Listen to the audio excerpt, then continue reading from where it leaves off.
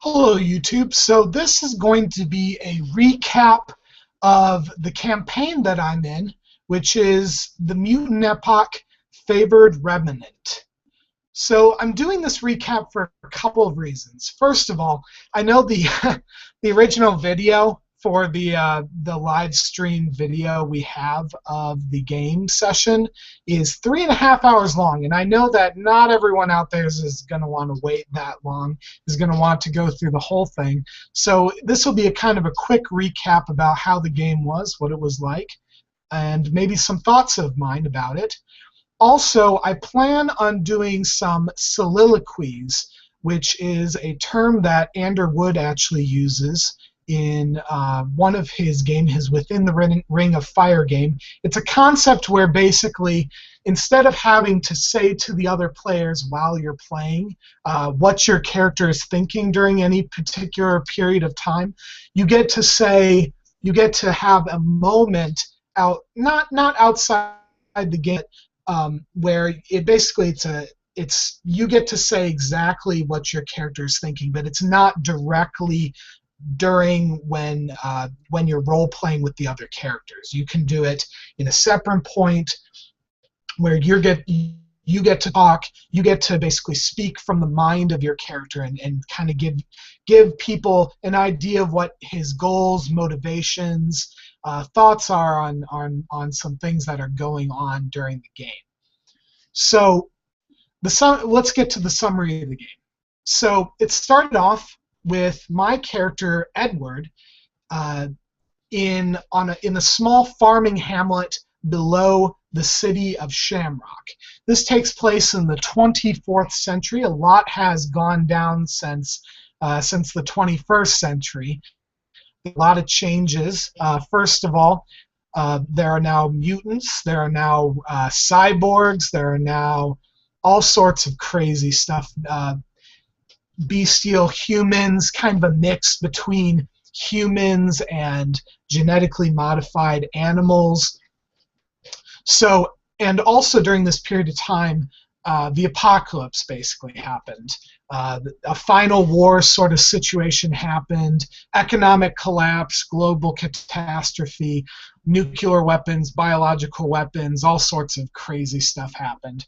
So it's now the 24th century. It's been a couple hundred years since then, and my character is in a small farming hamlet below the city of Shamrock. And Shamrock is this city that's built into the side of this cliff. It's basically kind of like a Pueblo city, kind of like Montezuma's castle, if you might imagine. It's several layers of a city that's actually built that's into the side of a cliff.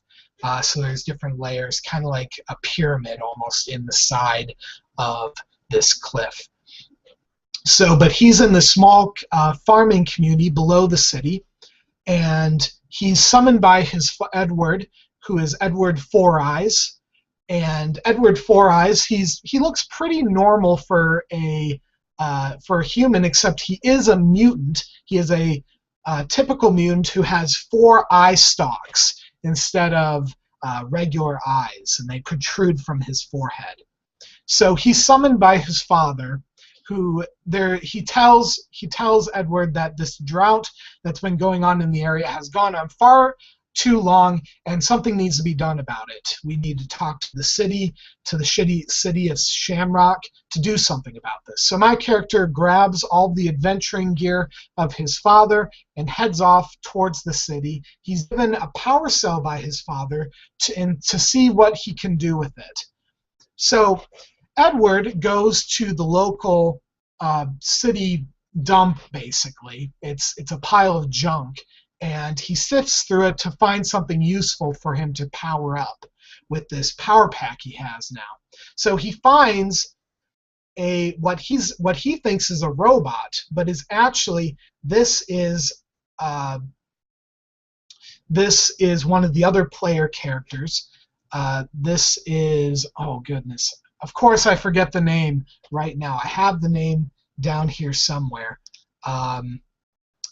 But you'll have to forgive me. I'm really sorry, Jason. I forgot your character's name. I'm ashamed. But anyway, so I find his character, and he looks to me like a robot. So I put in the power pack. I start him back up. He seems kind of, from my character's perspective, he seems a little brain-addled.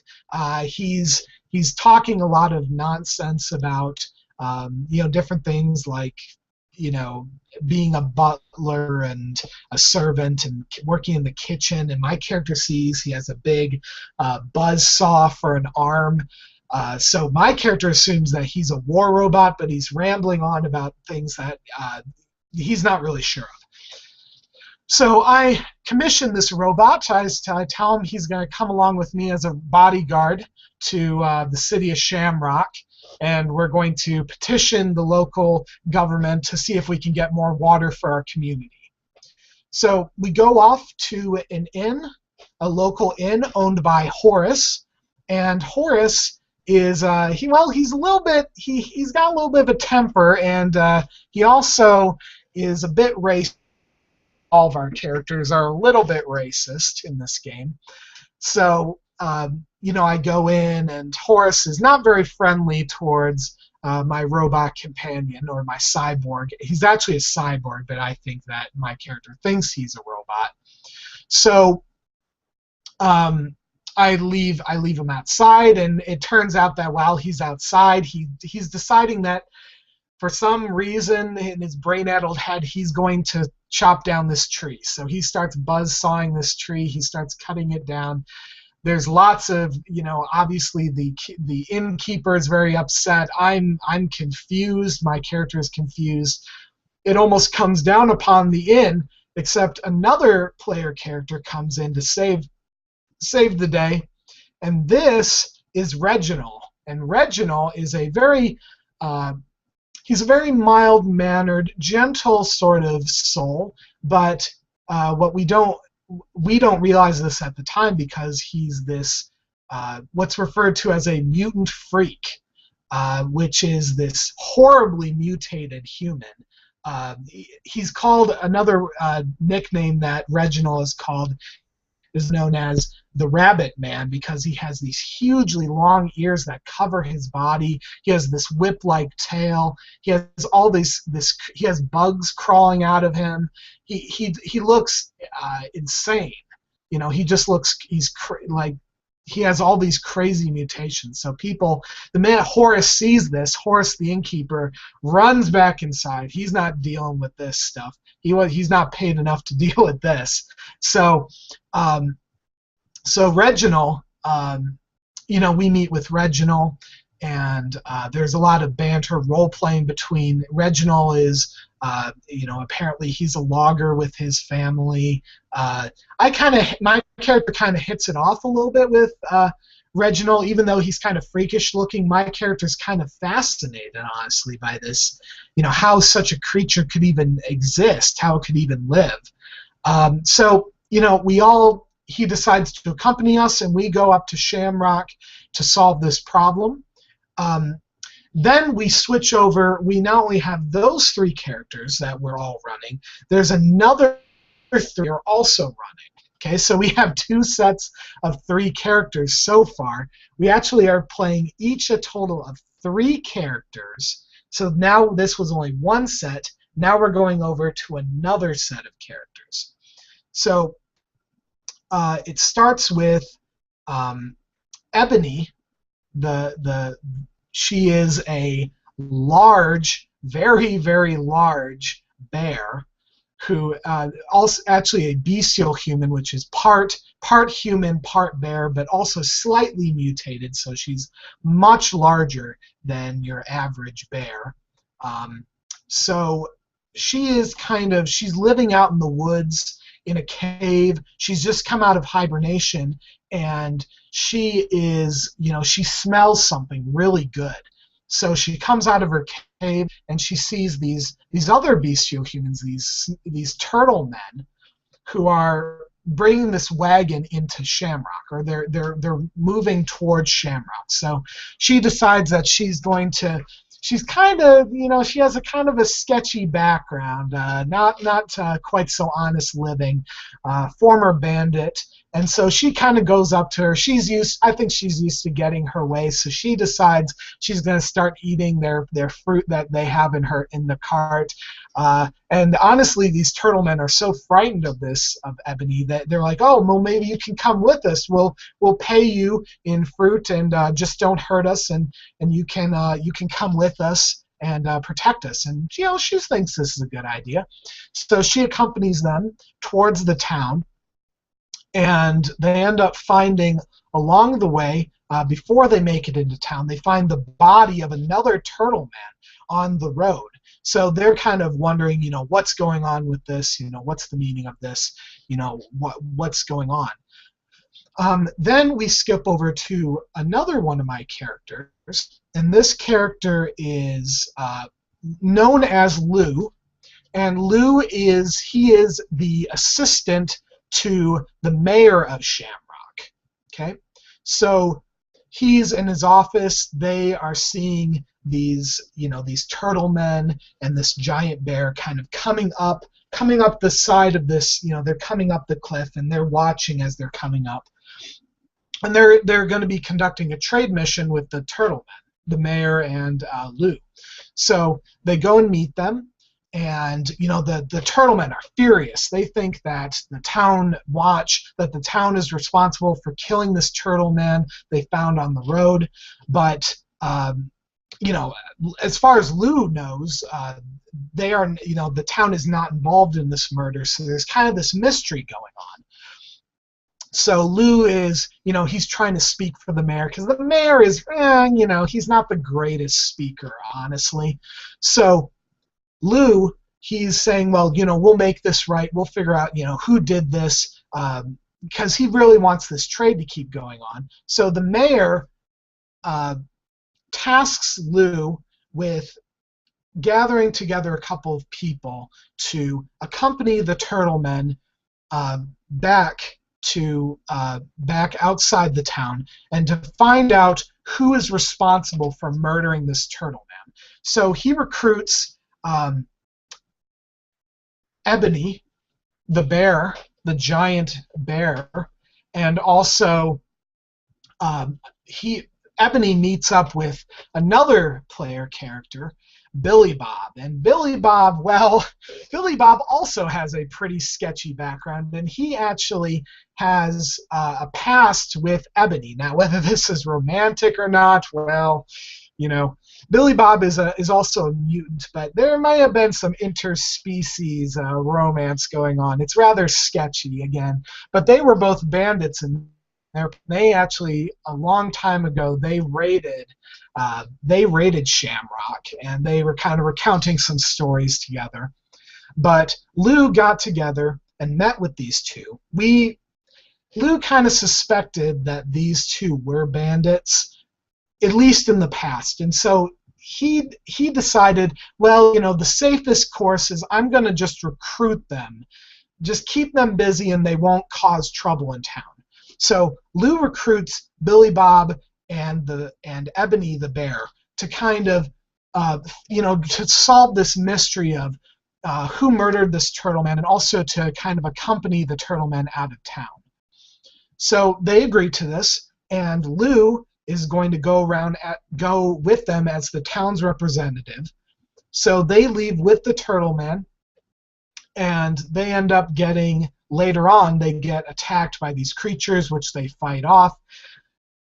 Apparently, Ebony has this huge crossbow. It's quite this cool battle scene. But there's these flying lizard creatures that we fight off, and they go off into the woods to accompany the turtle man, and also find out who murdered this dead turtle man. It looks like there was high technology involved in the murder. There's some sort of burns on this turtle's body, so there's a bit of a mystery going on. So that we cut away from them, and we go back to the other three.